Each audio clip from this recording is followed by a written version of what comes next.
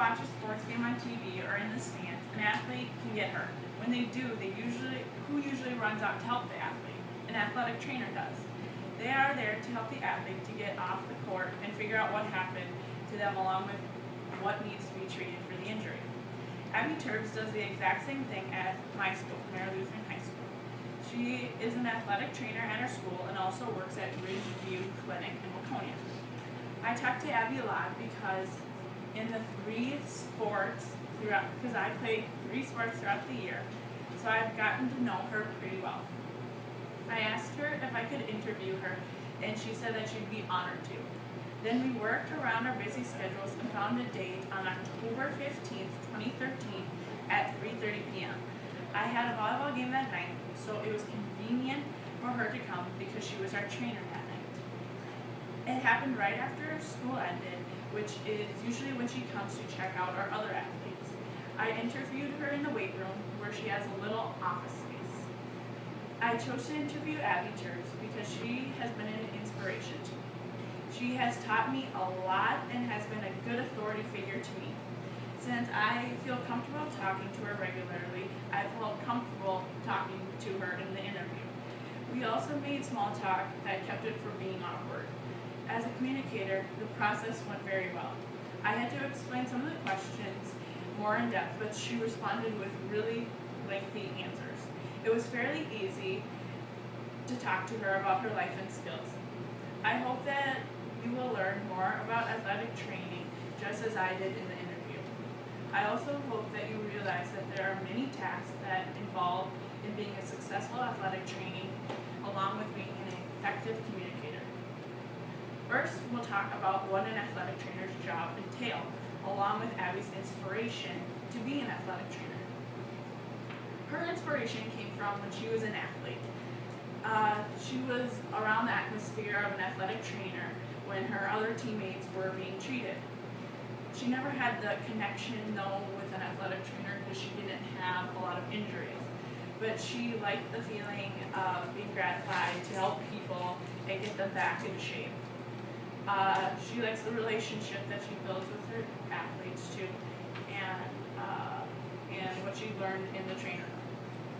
The injuries that athletic trainers treat can be various different types of injuries. They can range from breaks to sprains to abrasions, whatever. But she usually centers more on the recovery rehab type, which is usually nutrition and exercise. And she usually gets the athletes back into shape and for strength and conditioning. Athletic trainers tackle many tasks, and that's why Abby needed to go to college in order to do certain tasks. Her education consisted of an undergrad bachelor's degree in art at St. Ben's. And since they didn't have an athletic training program where she could be certified, she had to go to North Dakota State University for grad school for 2 years for an entry-level master's for athletic training. She got her major in nutrition and she minored in sports medicine and coaching. She is now a certified athletic trainer and a certified strength and conditioning specialist, and she masters in athletic training. Her training and experience first happened when she started working with colleges that were Division I and Division III teams. She also saw surgeries that were performed in hospitals, which is the other side that she never gets to see. She has worked at Ridgeview Clinic and our high school for 3 years. Her first year she started out at our high school.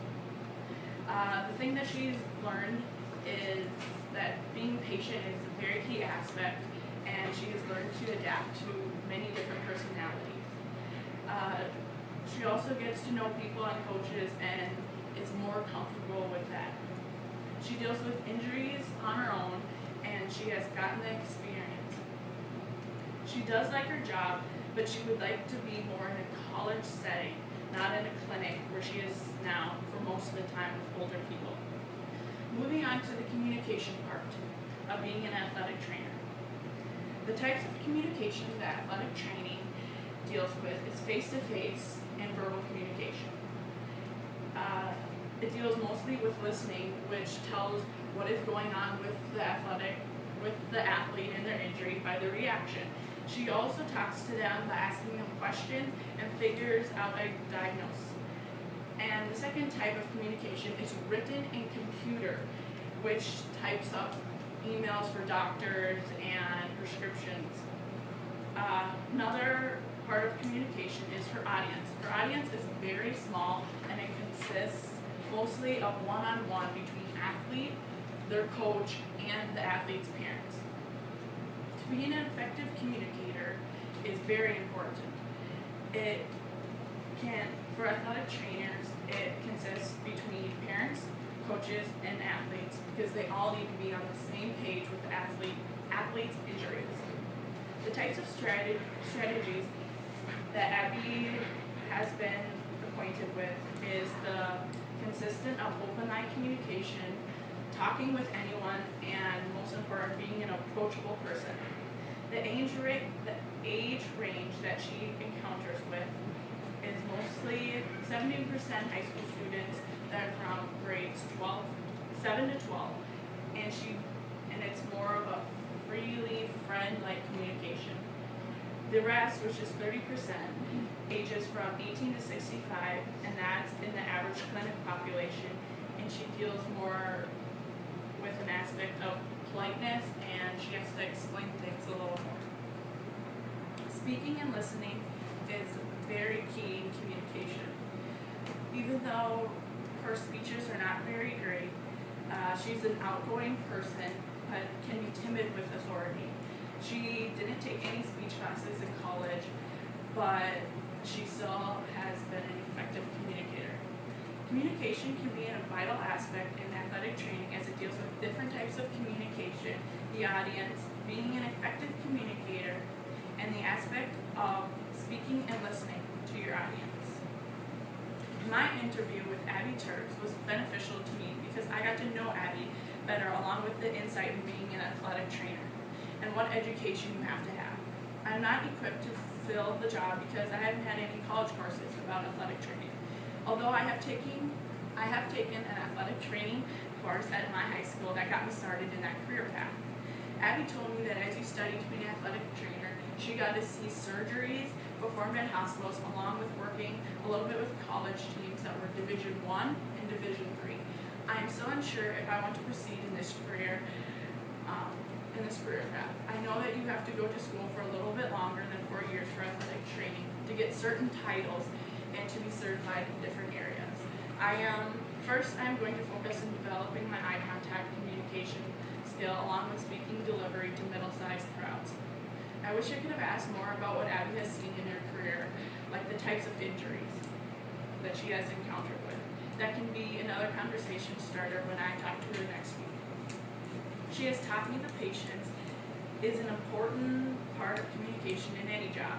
Abby Turks is an inspiration to me as an athlete because she has done much for me as an athlete, and that's why I appreciate everything that athletic trainers do, and I hope you do too.